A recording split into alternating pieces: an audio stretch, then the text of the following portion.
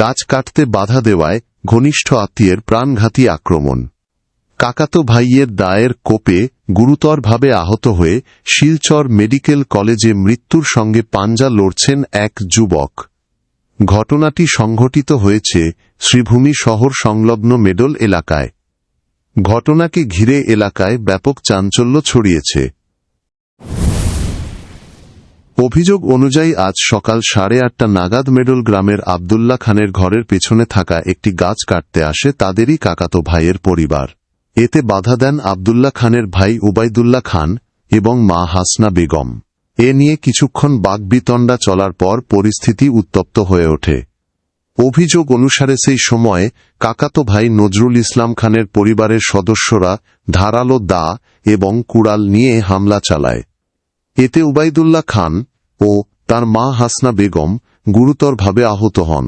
ধারালো অস্ত্রের আঘাতে উবাইদুল্লাহ খানের মাথায় একাধিক ক্ষতের সৃষ্টি হয়।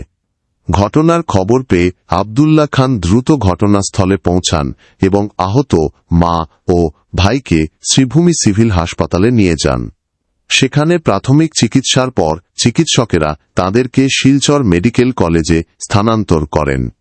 ঘটনাটি নিয়ে আব্দুল্লাহ খান ইতিমধ্যে শ্রীভূমি সদর থানায় নজরুল ইসলাম খান সহ 3 জনের বিরুদ্ধে লিখিত এজাহার দাখিল করেছেন। পুলিশ ঘটনাস্থলে পৌঁছে তদন্ত শুরু করেছে।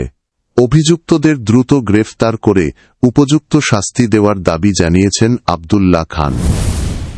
আমি আব্দুল্লাহ খান, আমার বাড়ি মেদল, আমরা পার্ট 2 পোস্ট অফিস খানিসাই।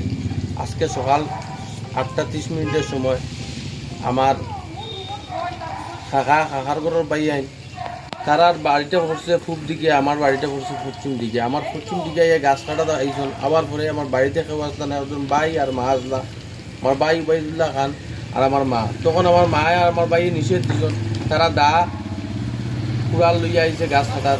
তখন আমার ভাইয়ে আর আমার মায়ে নিষেধ দিল, তখন নিষেধ মানছে না। তখন আবার খাওয়ার পরে তারা তোমার দা দিয়া আর কুড়াল দিয়া আমার ভাই উবাইদুল্লাহ খান দিয়ে আর আমার মারে কয়েকটা আঘাত করে মাথায়, শরীরে বিভিন্ন স্থানে। আমরা সিভিল হসপিটাল আনছি। আনার পরে যখন ডাক্তার বলে দেখছেন অবস্থা খারাপ, তখন শিলচর রেফার করছেন।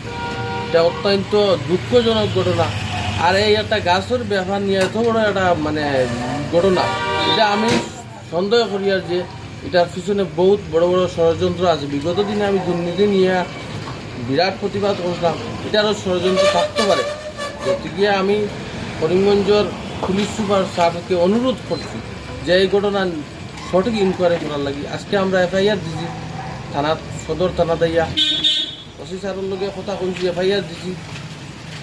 আমরা আশা আছে প্রশাসনে এটা সঠিক ইনকোয়ারি করিয়া আমরা সঠিক বিচার চাইব। আর আসামি যারা আছে এরারে ইমিডিয়েটলি গ্রেফতার করার লাগে আমরাও দাবি রাখি। আর আমরা আমার সাইডও আসলো পশ্চিম জায়গাত মার্সন নজরুল ইসলাম খান, তান ছেলে নুরুল ইসলাম খান রাজা, তান ছেলে জহিরুল ইসলাম খান মুন্না, এরপরে তান ওয়াইফ সানা বেগম।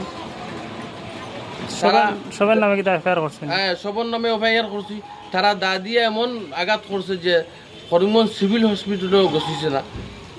গতিকে আমরা করিমগঞ্জের এসপি স্যারকে অনুরোধ করি আর যে এইটা তদন্ত করার লাগে। আমি ওসি স্যারের লগে কথা কইয়া আইছি, ওসি স্যারে কইছেন এটা সঠিক ইনকোয়ারি হইব আর আসামিরা গ্রেফতার করবা।